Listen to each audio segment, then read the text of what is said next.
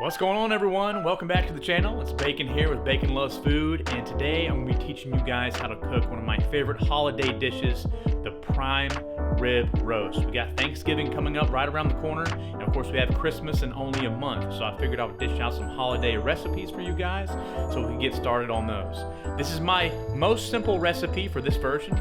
It's going to be a short and sweet video, so I hope you guys really enjoy. These are very, very easy steps, and don't be intimidated by it. Prime rib roast is a large cut of beef, and they can be quite expensive depending on where you get them. But don't be intimidated by it. Just follow the steps as I do them, and you really can't go wrong. I hope you guys enjoyed the video, and let's go ahead and get to it. Alright guys, so to get started, let's go ahead and season all sides with salt and pepper. Season generously, season aggressively, and let it sit in the refrigerator overnight. This allows the meat to soak up the seasoning and to really get nice, juicy, and tender. Also, that black pepper will create a nice crust on the outside for browning. So now we're going to transfer our roast to a cutting board and apply our oil. Now I'm choosing to use olive oil today because I love olive oil, and I just so happen to have some very fresh olive oil. If you do not like olive oil, feel free to use sunflower or canola oil or any other neutral oil will just do just fine. And we're going to let it sit on the cutting board for about 30 minutes to an hour.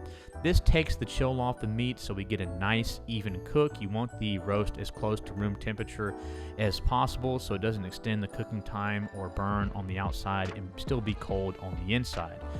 Also, fat imparts flavor, so we want it to soak up as much of that oil as possible. So do not skip out on this step. Please let it rest at room temperature for 30 minutes to an hour. So now we're going to set our oven to 250 degrees so we can go low and slow, and then we're going to grab our probe thermometer. So this instrument is crucial for cooking prime rib. I never cook prime rib without it. It is essential for making sure the meat is done to your specifications. So I insert the probe thermometer like so at an angle, just enough to where the tip is right in the center of the meat to make sure I get the best and the most accurate reading. Some probe thermometers are different, so you want to make sure to read the instructions before applying it. Now we're going to place the roast on a baking sheet with a wire rack. The wire rack is not essential, don't worry, but it is helpful, and we're going to place it in the oven.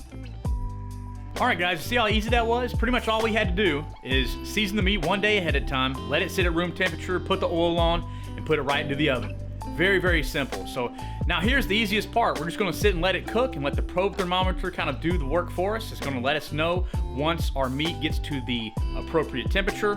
128 degrees is medium rare, so we actually want to pull it before then, because the meat is going to continue to cook while it's resting, so that's very important. Don't let the meat get to 128 while it's in the oven. We're going to want to pull it way before because it's going to continue to cook, and that center is going to get hotter and hotter even as it sits on the counter. All right guys, now that we have that going, let's go ahead and get to making our white wine horseradish cream sauce. In a small bowl, you want to add some mayonnaise, then some white wine vinegar to give it some acidity and tanginess. I'm using the organic Kroger brand here called Simple Truth. So I opt to use prepared horseradish instead of fresh horseradish because there's no way I can use an entire horseradish root. But use what you like. So next we're going to add our Dijon mustard to give the sauce an added layer of texture, flavor, and heat. Then we're going to sprinkle salt on this mixture to taste. I apologize for the bad camera work here. I was filming this with one hand. Then mix it till it's no longer clumpy and place in the fridge for the flavors to meld until the roast is done. All right guys, so we're almost done. I'm going to pull the roast out once it hits 122 degrees Fahrenheit because I know once I get it on the counter, it's going to go up another anywhere from 3 to 5 degrees for just a touch under medium rare. I do this on purpose because we always have leftovers. It's a ton of food, and when I reheat it or cook it the next day, I still want it to have some, pink juiciness to it. You're going to let the meat sit about 30 minutes in order for it to accomplish that. Now we're going to set our oven to about 500 degrees. If yours goes up to 550, that's even better. And as you can see, it's right where I want it to be. It's literally a degree under medium rare, and I'm going to put it back into the oven at 500 degrees to brown for about 10 to 15 minutes. It should look something like this. It just gives it a nice color on the outside and gives an added layer of texture, especially on the ends, but it just makes it look beautiful. And if you have any other type of crust on there, like if you're using garlic or rosemary, this will really cement that into the crust. So I actually ended up slicing this off camera. So lame, I know, but it's actually very easy to do.